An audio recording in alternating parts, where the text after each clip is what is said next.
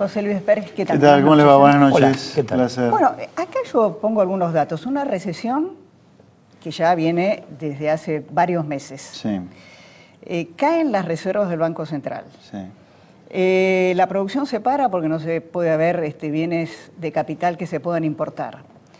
La inflación al 40%.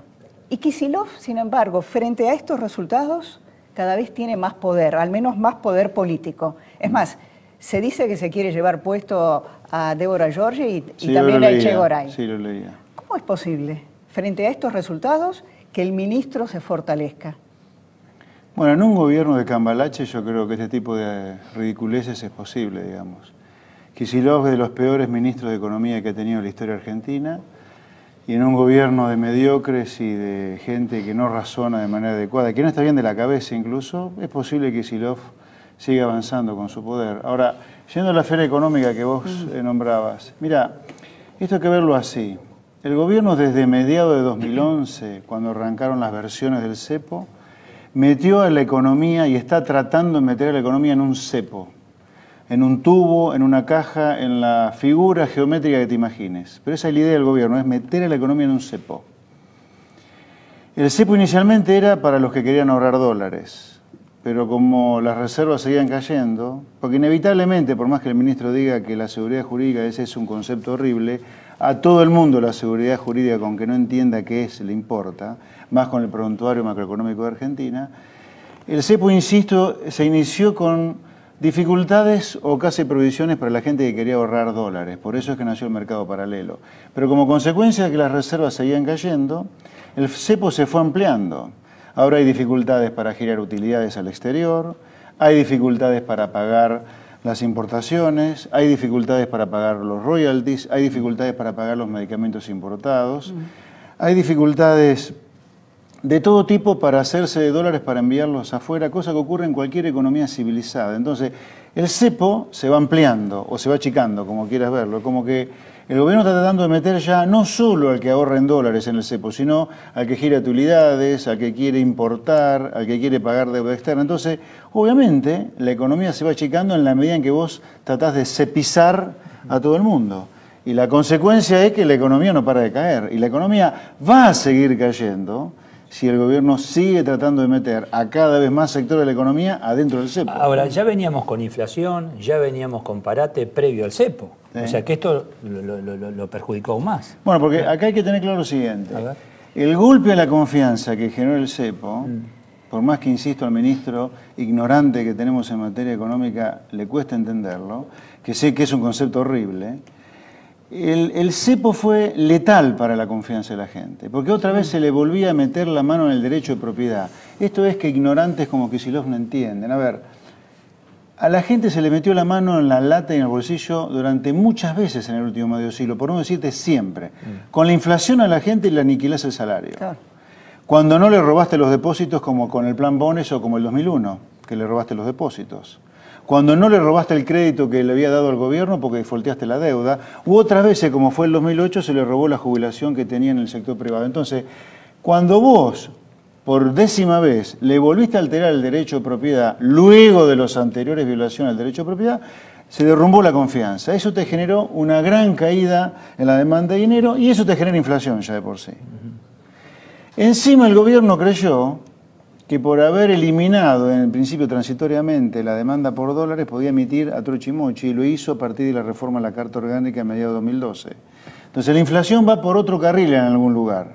Esta gente con la reforma a la Carta Orgánica de 2012, recuperar la famosa autonomía monetaria, maldita autonomía monetaria, ojalá en Argentina desaparezca la moneda. Directamente, Argentina no puede tener moneda.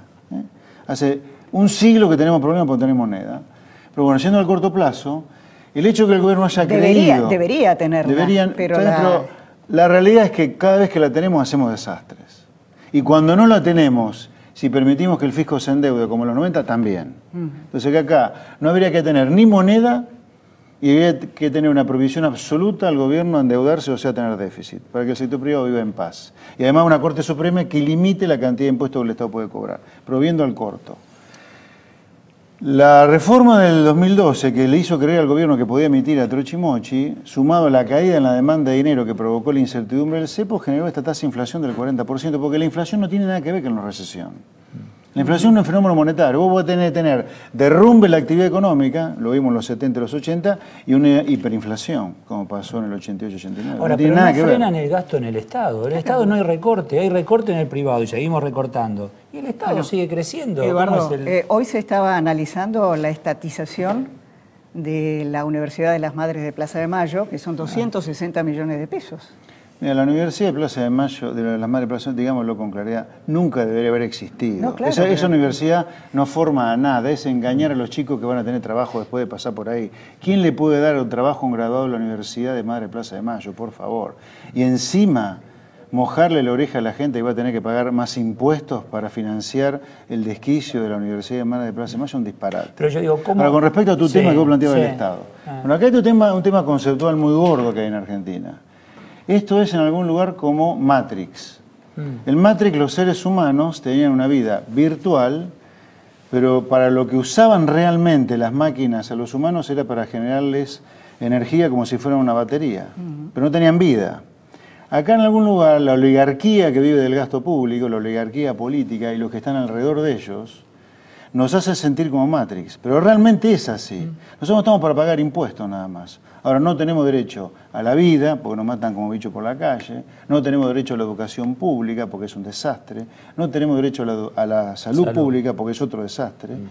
Entonces, el que recauda impuestos en Argentina nos toma a nosotros como los humanos de Matrix. No somos nada más que pagadores de impuestos, no tenemos derecho a nada más. Por eso es que acá, a la gente de a pie, la que se levanta todos los días a las 6 de la mañana, se toma el subte, se toma el tren, se toma el auto, todos los chicos que están acá trabajando, y los no chicos también, sufren la inflación y una violación sistemática por la presión impositiva que hay, como no la sufre el oligarca que vive de la plata pública, particularmente los políticos, digamos. Por eso es que el sector privado en Argentina se tiene que rebelar frente a esta oligarquía. El sector privado, salvo excepciones, lo que ha hecho es tratar de acomodarse. Por eso. El único ajuste es el sector privado. Pero primero apoyó este plan económico. Bueno, eso es otra cosa. A ver, sí. Atención, porque tengo declaraciones. A mí no me van a contar lo que es el apoyo y lo que es sufrir el ser crítico de este gobierno, digamos. Yo he sufrido en carne propia el fascismo del gobierno kirchnerista, que es el fascismo de la clase política en general y del peronismo en particular. Pero sí es cierto, esa sociedad lo votó 3 veces el kirchnerismo, ¿sí? Ahora, hablando de lo y del corto plazo, que es la pregunta de Eduardo, claramente con una clase política que se comporta como oligarca frente a los que pagamos impuestos, para ellos nunca el ajuste llega. El ajuste es solamente para nosotros. Ahora, mañana, quien llegue Por eso al que es gobierno, mentira cuando ellos dicen que gente como yo, por ejemplo, digo, ajuste en el gasto, queremos que desaparezcan cosas que hacen a la vida sensible y esencial de la gente. Ahí voy. No. Quien sea gobierno mañana va a tener que tocar esto. Y si no lo toca, la crisis va a ser... Pero lo va a tener que tocar igual. ¿cuándo? En la primera semana. No va a tener que dilatar demasiado. Tiene que poner el acento donde en los subsidios, creo que son No, como no, 100... los subsidios no. ¿No? No, al contrario. A ver, nosotros como privados deberíamos defender a los subsidios. Porque lo único que falta, que encima de la inflación que sufrimos, de la presión impositiva salvaje, que no tenemos crédito, que tenemos que pagarnos 2 veces la seguridad porque no tenemos seguridad pública, 2 veces la educación de los chicos porque no tenemos educación pública buena, 2 veces la salud, tengamos que además pagar un tarifazo. No, al revés.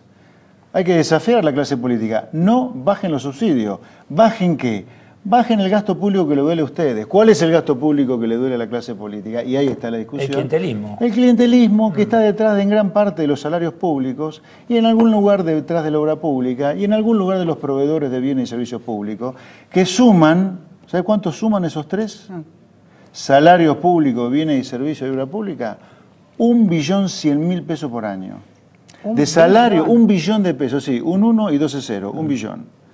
¿Sabe cuándo tenés de salario solo? 600.000 millones de pesos, salarios públicos. ¿Sabe cuándo son los subsidios a la energía y al transporte? No llegan a 200.000 millones de pesos. Bueno, pero hay gente la asignación universal por hijo son 20.000 millones. Hay gente que se va a quedar sin la fiesta. ¿Cómo? Le vas a cortar la música en medio del baile. Bueno, a mucha gente del sector privado la música ya se lo están contando hace rato. Anda a preguntarle a los ganaderos que han desaparecido, a los frigoríficos que están cerrando, a las inmobiliarias que cierran. No tenemos que ser sonsos en el sector privado. Acá la lucha, la verdadera pelea distributiva es entre nosotros y la oligarquía que vive el Estado y todos sus negociados. Esa es la pelea que hay que plantear desde todos los lugares, creo yo. Porque si no, no van a seguir fumando en pipa. ¿Por qué te crees que este es un país decadente? ¿Porque tiene un sector privado que no sirve? En parte sí, no sirve una parte del sector privado. Pero básicamente es decadente porque tiene una oligarquía política viviendo la plata pública. El político en Argentina no tiene la noción que lo que recauda de impuestos tiene que volver a la gente. No, se los queda él. Como un botín. Un botín. Ahora, la pregunta que te hago es, de cara a las elecciones, ¿ves Sí. en algún sector de la política argentina la posibilidad de este cambio? No, ¿Y? no sustancial. ¿Y? Bueno, seguiremos como... A ver, la Argentina del último medio siglo, a ver, para poner mitad del vaso lleno y mitad del vaso vacío. La mitad del vaso vacío es que Argentina es un país en decadencia de hace un siglo. Hace un siglo, con los peros que se le puede poner, era potencia mundial número 10 en el mundo. A mediados del siglo XX era ya 80 del mundo. Y hoy somos 130 del mundo. 115, 120, 130 también. Ya estamos por debajo de mitad de tabla ya. Entonces es un país que viene de una decadencia atroz. Y por las ideas que muestran los candidatos a presidente, Macri, Scioli, Massa, creo que la decadencia va a continuar. Ahora, es el medio vaso lleno, vacío, perdón. El medio vaso lleno, bueno, Argentina tendrá una crisis y volverá a recuperarse durante 5, 6, 7, 10 años para volver a repetir lo que ha repetido en el último medio siglo. Crecimientos económicos que son rebotes del gato muerto, mediocridad y alguna crisis. Argentina es así, digamos.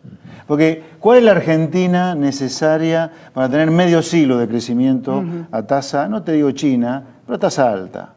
Y hay que tener otra cabeza. Hay que amar la competencia, hay que ver al mundo como amigo, no Ahora, como enemigo. Hay que pedir impuestos razonables, no esta locura de impuestos que pagamos que encima no te vuelven. Hay que pedir educación. Esa Podés cosa hay que tener la esperanza en las nuevas generaciones, tal vez, José Luis. Bueno, yo tan lejos ¿Viste? no me fui a... No, por eso, pero digo, no, pero 5 nuevas son, años, son 6 estos años, los que no, me están fui al ahora. corto, Gente nueva, ¿viste? Que se mete lo mejor y ya vienen con la universidad Ojalá, distinta ojalá. y la vieja política cambia. Pero mira, ¿por qué no? algunos Digo, ejemplos... para dar un poquito de esperanza a esta hora. Pero, lo que pasa, espera, yo no estoy acá para dar esperanza ni desesperanza. Bueno, pero ni desesperanza. es todo tan... Estoy para ser realista. Sí, está bien. Y en parte por engañarnos es que nos va mal. No nos va mal por ser realista, nos va mal por engañarnos. De pensar, por ejemplo, como un ejemplo del autoengaño, que el SEDIN, el blanqueo de plata negra, va a salir para reactivar la... No, claro. Pero ¿no nos damos cuenta de la locura? Bueno, ahora es vaca muerta. Blanqueo de plata negra para Sí, reactivar pero la el actividad sector lícita. inmobiliario lo está pidiendo. Por eso o sea, estamos es su locos. interés nada más. Estamos locos. Ah. Entonces no pidamos no decadencia, ni me pidas a mí que sea un vergel en cuanto a mi sensación del futuro. Si vos tenés sectores empresarios que piden el delito de blanquear plata negra para reactivar un sector, estamos locos. Mira, te voy a dar un ejemplo como para poner el carro delante de los caballos de por dónde debería ir Argentina. He tomado el libro de Andrés Oppenheimer, sí, brillante buenísimo, libro que he yo escrito. lo he leído, sí. El último, no me acuerdo el nombre exacto, pero el anterior me acuerdo. Crear o morir. Crear o morir. El anterior era Basta de historias. Sí. Buenísimos los dos. Pero el último, el ejemplo que da, Corea del Sur, en el último año, 12.600 patentes por nuevos proyectos, por creaciones, por invenciones. Argentina 26. O sea, la Argentina de la sustitución de importaciones, del Estado presente, 26 patentes. Ahora, ¿queremos ser otra cosa? ¿Queremos ser algo como Corea? Y bueno, pongamos el Estado a devolver la plata de los impuestos bajo la forma de bienes públicos, educación, salud y justicia. Veamos al mundo como una oportunidad y no como enemigo. Metamos a presa la mitad de la clase política, por lo menos, y eduquemos a los chicos.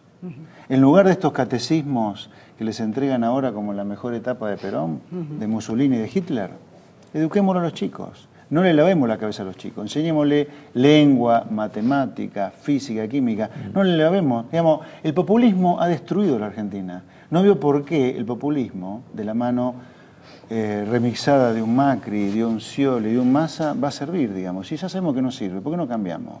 Pues es una cosa... Alemania pasó por el nazismo y por el populismo y por el fascismo. Pasó por eso. Pero Italia cambió. También. Ahora, los únicos que nos hemos quedado dando vuelta alrededor de eso somos nosotros. Que necesitamos una Adenauer, por ejemplo. Pero, bueno, de Gasperi. Sí. Lamentablemente, a lo mejor sí digo lamentablemente porque sería lindo pensar que la sociedad se va dando gente así. Ojalá. José Luis, gracias por estar Placer. con nosotros. Continuamos.